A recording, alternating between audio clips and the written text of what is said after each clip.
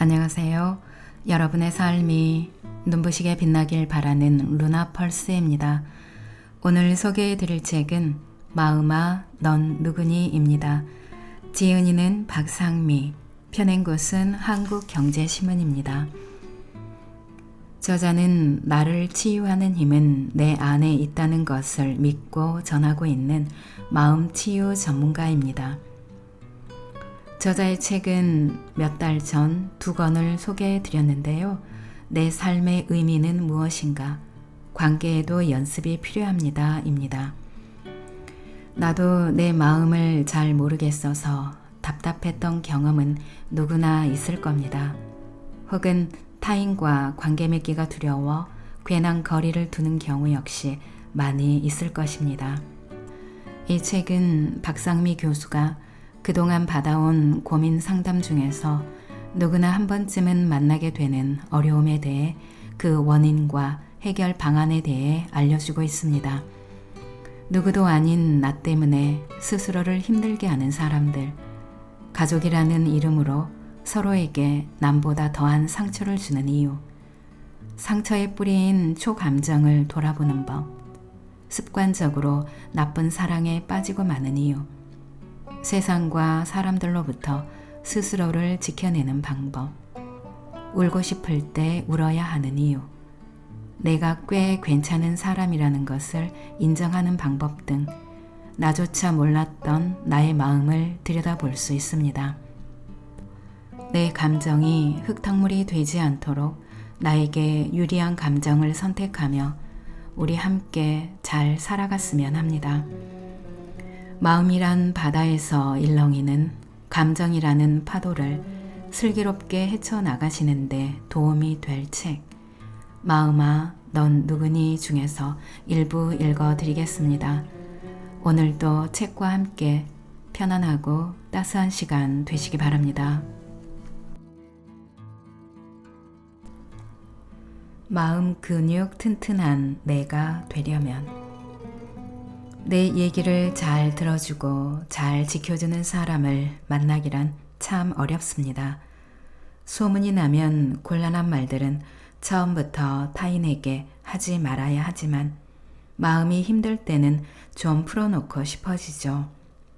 들어주는 상대가 지켜주기도 하면 좋으련만 말이 된 내 마음이 어느 날 소문이 되어 돌아오는 날에는 더는 사람을 믿지 않으리라 결심하게 됩니다.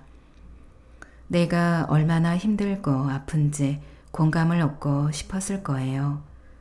낮아진 자존감 때문에 내 판단력에 대한 불신이 날마다 커져서 내 생각이 맞는 건지 타인에게 확인받고 싶었을 거예요. 하지만 마음이 말이 된 순간 그건 더는 나만의 것이 아니므로 말을 전한 사람만 탓할 순 없습니다. 원망하는 마음이 끓어오르지만 그럴수록 자괴감만 깊어질 뿐이죠. 근육을 우리말로 힘살이라고도 합니다. 우리 몸이 힘을 쓰게 하는 살이라는 얘기지요. 근육을 기르지 않으면 우리 몸은 힘을 발휘할 수 없습니다. 근육 덕분에 바른 자세가 유지되고 관절도 움직일 수 있어요. 내장 기관을 움직이는 것도 근육입니다. 근육량이 증가하면 열량 소비가 활발해지고 기초 대사량이 증가하죠.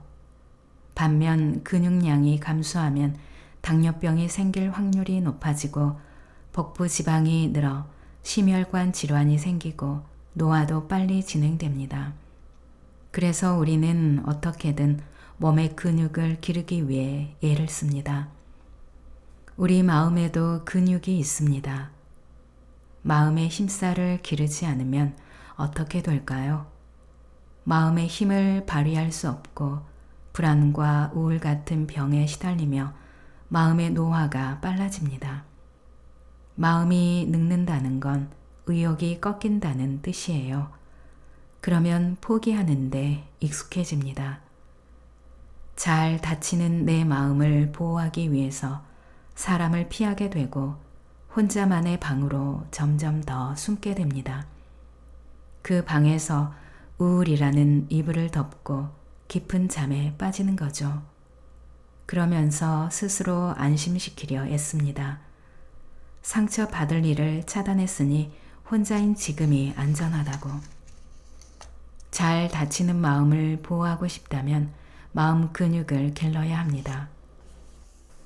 마음 힘살에서 긍정 에너지를 발산해야 하며 내 인생의 기초 대사량을 증가시켜야 해요. 마음이 지쳐있을 때는 만사가 귀찮아지고 모든 게 두렵고 피하고만 싶어집니다. 몸의 건강검진을 받듯이 마음도 정기적으로 검진을 받아 건강을 유지해야 합니다. 평소에 스스로 마음 근육을 기르는 연습을 해야 해요. 내 마음의 근육량은 얼마나 될까요?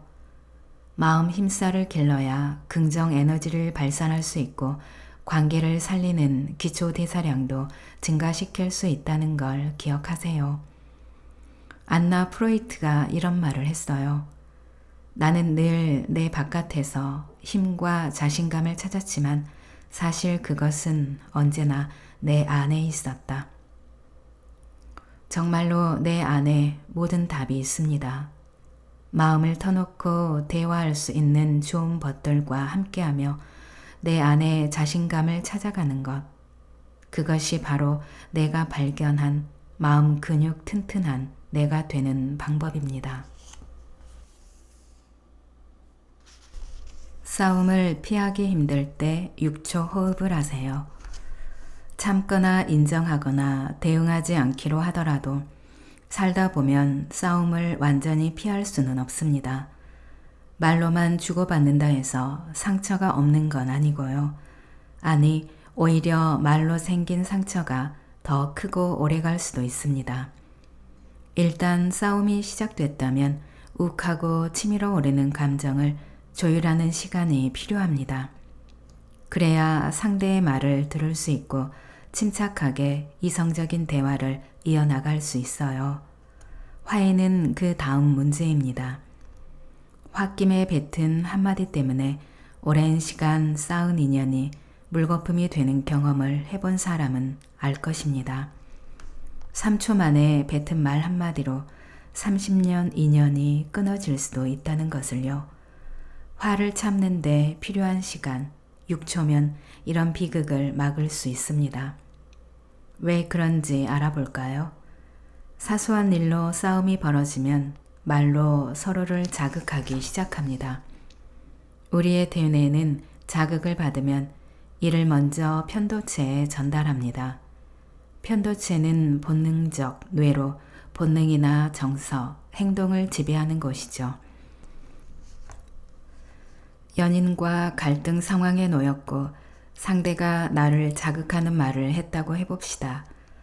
이때 감정이 상하고 혈압이 오르고 표정이 경직되는 데는 3초밖에 걸리지 않습니다. 대뇌가 언어의 자극을 받고 편도체에 전달하는 시간이 3초거든요. 그 3초 만에 욕으로 감정을 뱉어버리거나 주먹이 올라가거나 따귀를 날릴 수도 있을 겁니다. 하지만 그것은 본능적인, 즉 동물적인 반응이므로 시간이 지나면 후회하기 마련입니다.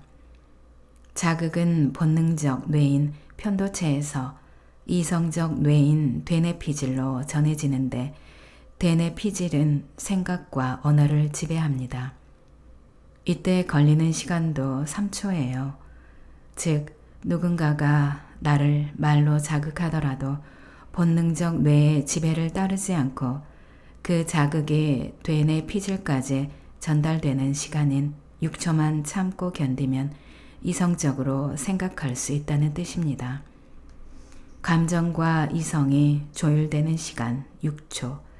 그 시간을 견디면 새치혀가 사람 잡는 사고를 막을 수 있습니다.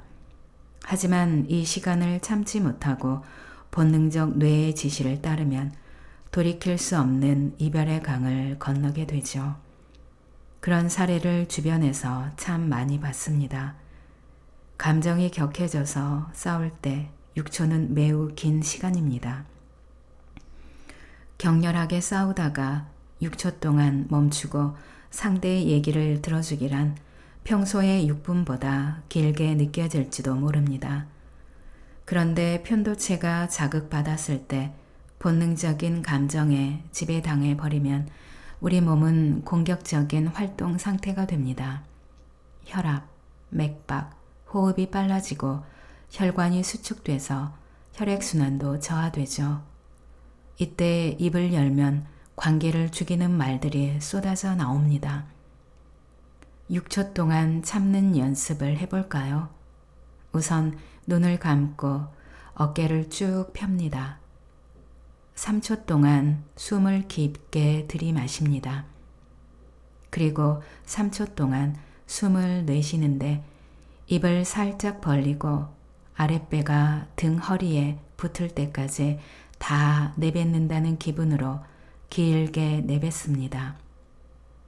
마시는 숨인 흡기는 코로 3초, 내쉬는 숨인 호기는 입으로 3초입니다. 이렇게 단순한 호흡법이 자율신경을 균형 있게 조율해주는 신비한 힘을 발휘합니다. 좀 더 감정을 찾을 수 있다면 이 호흡을 5번 반복해 보세요. 심장과 허파가 조율되면서 놀라울 만큼 마음이 안정되는 것을 느낄 수 있을 겁니다.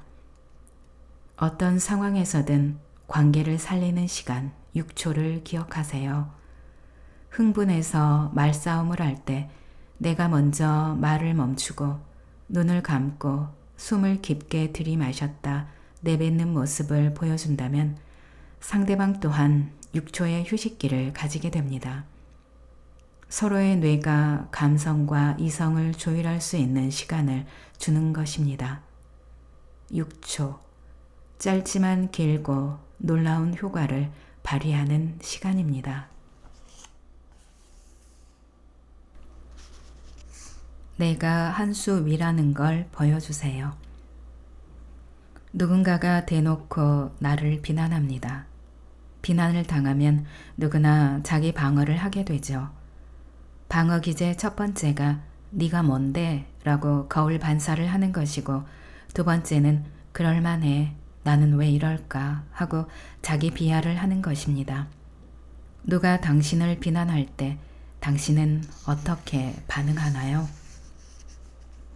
누군가가 나를 비난할 때 우리는 마음의 상처를 입습니다.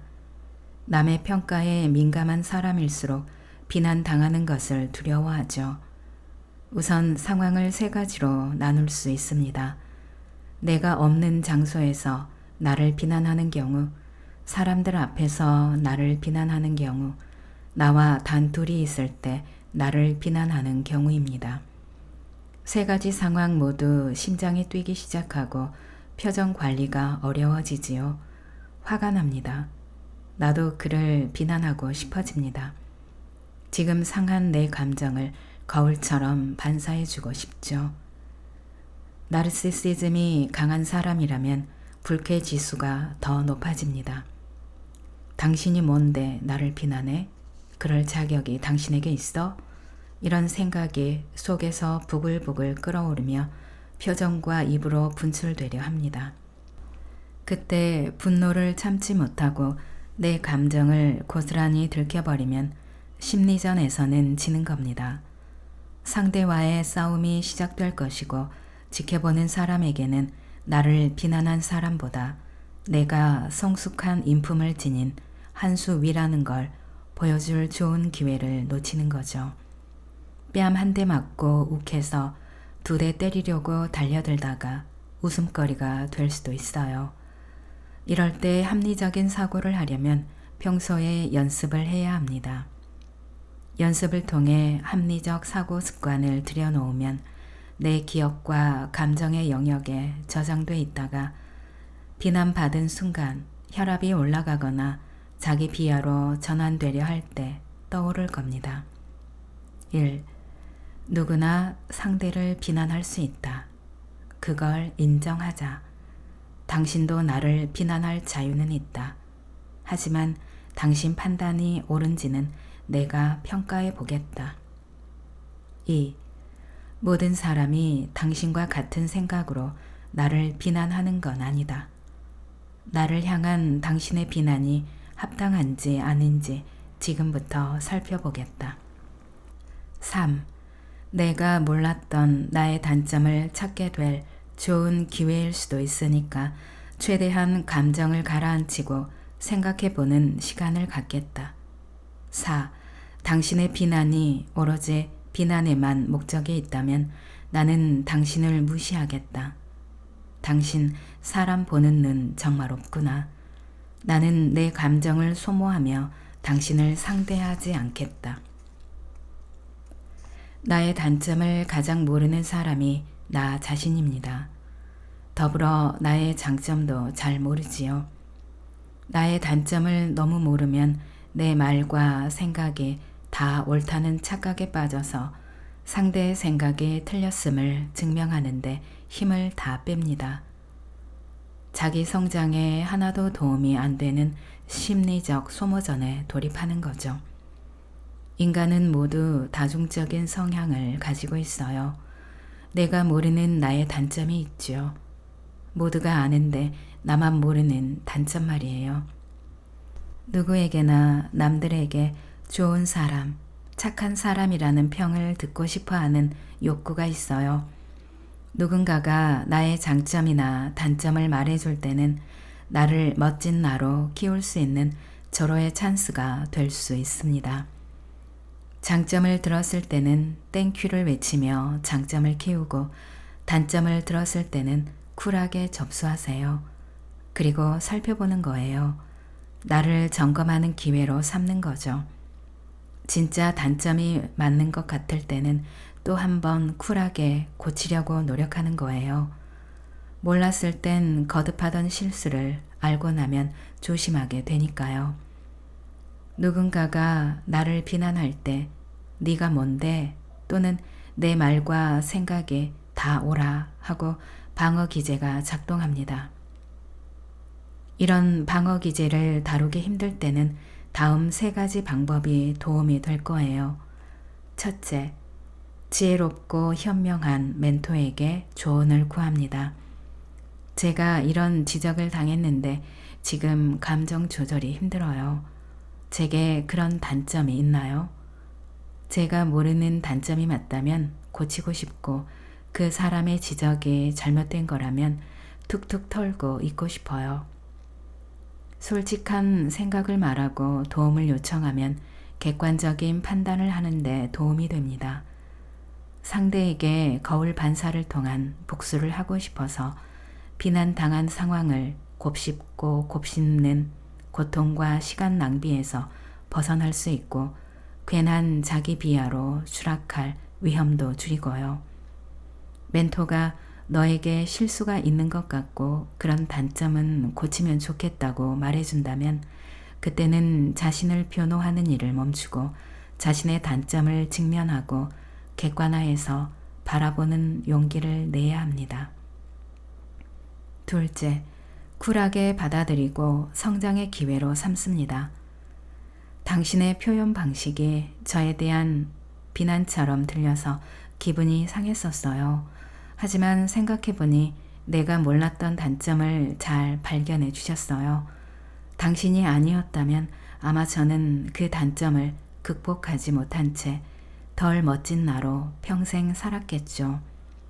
나를 성장시킬 기회를 줘서 고마워요. 저를 얼마나 관심 있게 관찰하셨으면 제가 발견하지 못한 단점까지 살펴봐 주시고 그것도 상대에 대한 애정이라는 걸 알아요. 제가 성장할 기회를 주셔서 고마워요. 제가 이렇게 반응했을 때 또다시 저를 비난하거나 지적하는 사람을 한 번도 만나본 적이 없답니다. 속으로 생각했을 거예요. 요것 봐라. 보통 내기가 아닐세. 이젠 지적하지 말아야겠다. 아프라고 찔렀다가 한 방 먹었네. 상대는 나를 상처내기 위해서 비난한 것인데 이렇게 너그럽게 수용하고 덕분에 성장했다고 감사 인사까지 한다면 제대로 빅엿을 먹이는 것 아니겠어요? 나보다 한 수 위구나 하고 깨닫게 될 거예요. 그러면 다음부터는 함부로 지적하고 비난하지 못할 거예요. 적어도 눈치는 살피겠죠. 만만한 사람이 아니란 걸 깨닫게 됐을 테니까요. 이 일을 계기로 나는 또 성장했으니 비난당하는 것도 가끔은 쓸모가 있습니다. 너무 열받을 필요 없어요. 셋째, 비난당한 상황을 자기 비난으로 끌고 가면 안 됩니다. 거울 반사도 피해야겠지만 비난당한 상황을 자기 비난으로 연결하는 것이 더 피해야 할 상황이에요. 자신의 잘못을 용서할 줄 아는 사람이 남의 잘못에도 너그러워요. 실수했을 때, 아, 실수했네. 다음엔 또 그러지 말아야지 하고 자신을 용서하되 성장의 계기로 삼는 사람은 타인의 실수에도 너그럽게 반응할 수 있어요. 실수할 수 있어. 괜찮아. 다음엔 조심하면 되지. 어떻게 늘 완벽할 수 있어. 앞으론 잘할 수 있을 거야 라고 살리는 말을 해줄 수 있죠. 하지만 실수를 저지른 다음 지나치게 자기 비난을 하는 사람들이 있어요. 또 실수했어. 나는 왜 늘 이 모양일까? 내가 하는 일이 다 그렇지 뭐. 자존감이 낮은 사람이라기보다 자괴감에 시달리는 사람이죠. 이런 사람들의 공통점은 남의 실수에도 비난하고 처벌을 고집한다는 거예요. 네가 하는 일이 다 그렇지. 넌 왜 항상 그 모양이야? 실수해서 괴로운 상대의 마음에 죽이는 말로 또 한 번 상처를 입히는 거죠. 타인에게 죽이는 말을 쏟아내는 사람은 자기 자신에게 죽이는 말을 수시로 하면서 사는 사람들이에요. 나를 미워하는 사람들은 타인을 볼 때도 미운 구석이 먼저 보이기 마련이니까요. 그래서 내 마음 돌보기, 나 자신을 좋아하는 연습이 필요하답니다. 피하고 싶은 사람의 유형별 대처법을 기억하세요. 우리는 주변 사람들이 내 마음을 잘 알아주고 나에게 잘 대해주길 원하죠. 나뿐만 아니라 누구나 그래요. 하지만 그건 불가능해요. 나도 모든 사람을 좋아하고 잘 대해주고 그의 마음을 다 이해해주면서 살진 않잖아요. 그러면서도 왜 남이 나에게 그렇게 해주기를 기대하는 걸까요? 대인 관계에서의 만족도는 기대와 현실의 상관관계로 나타나요. 현실에 비해 기대가 클수록 만족도가 낮아지는 거죠. 모두와 잘 지내는 건 불가능해요. 당장 가족만 봐도 알 수 있죠. 3, 4년 뜨겁게 연애하고 결혼해서 10년 넘게 산 부부도 서로의 마음을 모르고 자기가 낳은 자식 마음을 부모가 모르잖아요. 타인과 잘 지낸다는 것은 어떻게 지내는 걸까요? 자신이 좋아하지 않는 사람과 적당히 잘 지내는 건 노력해 본다 할지라도 자기를 싫어하는 사람과 매일 얼굴 보며 일해야 한다면, 계속 얼굴 보며 살아야 한다면 그건 어떡하나요? 적당한 거리를 유지하면 됩니다. 인생을 살면서 마음을 털어놓을 만큼 가까운 친구는 평생 5명 사귀기도 어려워요. 5명을 가진 사람이라면 인생을 정말 잘 살았고 앞으로도 잘 살 가능성이 높은 거래요. 저도 아직 5명은 못 채웠어요. 피하고 싶은 사람과 매일 얼굴 보고 일해야 한다면 유형별로 이렇게 대처하세요. 첫째, 질투와 시기심이 강한 사람. 내 입으로 내 자랑을 하지 않는 게 중요해요.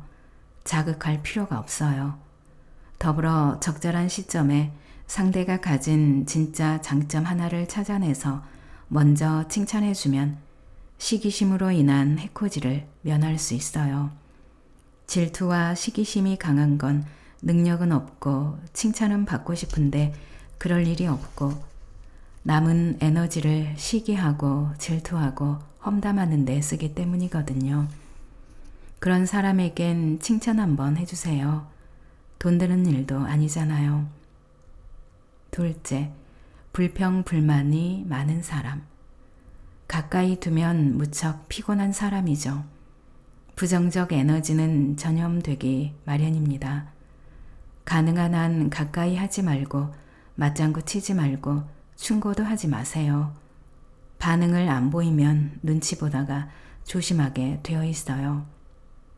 셋째, 상사에게 아첨하는 사람. 나에게 직접적인 해를 끼치는 것이 아니므로 그냥 두는 게 좋습니다. 상사도 바보가 아닌 이상 아첨꾼이라는 거 다 알아요. 일일이 스트레스 받으면 나만 손해입니다. 넷째, 자기 얘기만 하는 사람. 공감 능력 없고 눈치 없는 유형입니다. 이런 사람이 상사면 진짜 피곤하죠. 누구에게나 존중받는 사람은 남의 말을 귀 기울여 듣는 사람이지 혼자 떠드는 사람이 아니에요. 본인도 남들이 자기를 인정하지 않는다는 걸 잘 알아요. 그래서 인정받고 주목받으려고 발악하는 거예요. 이런 유형은 무시하고 외면한다 해서 증상이 나아지진 않습니다. 열심히 들어주진 말고 재미없는 표정으로 눈만 응시하고 들으면 됩니다. 어쩌다 그가 남의 말을 잘 듣고 있는 순간이 포착되거든 화끈하게 칭찬해 주세요. 이렇게 경청해 주는 사람과 대화하면 자꾸 대화하고 싶어지는데 자기 말만 하는 사람을 만나면 정말 피곤하더라고요. 그런 경험 없으세요? 그 피곤한 사람이 자기라는 건 아마도 모를 겁니다.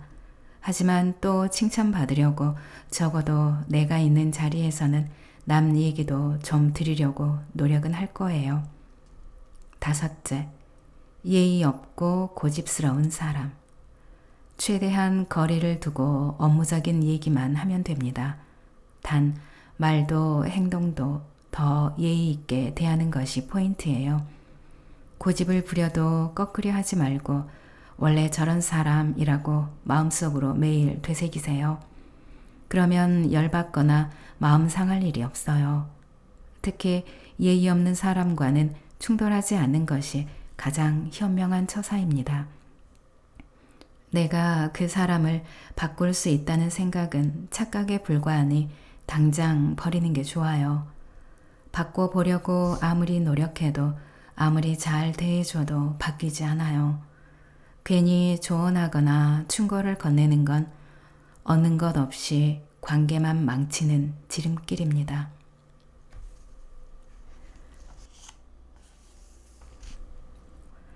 과거라는 전생을 잊고 오늘을 살아야 해요.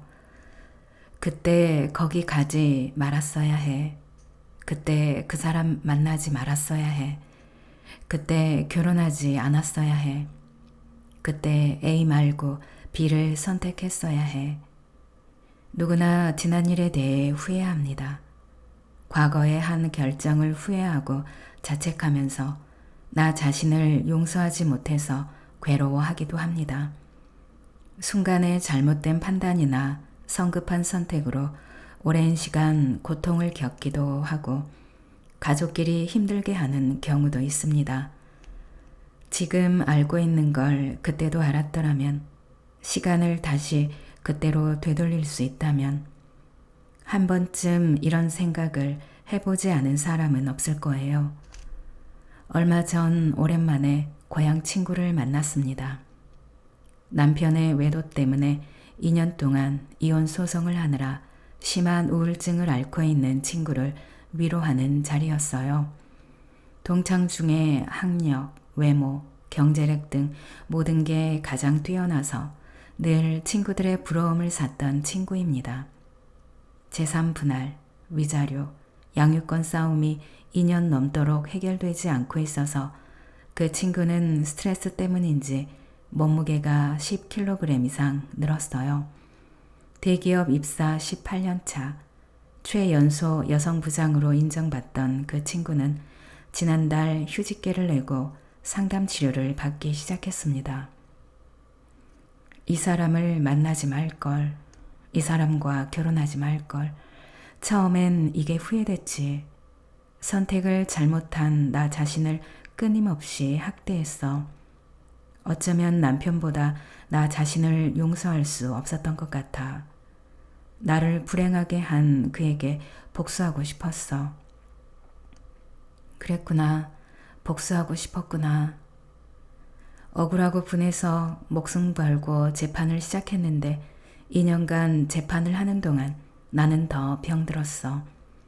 이혼 소송을 하지 말걸.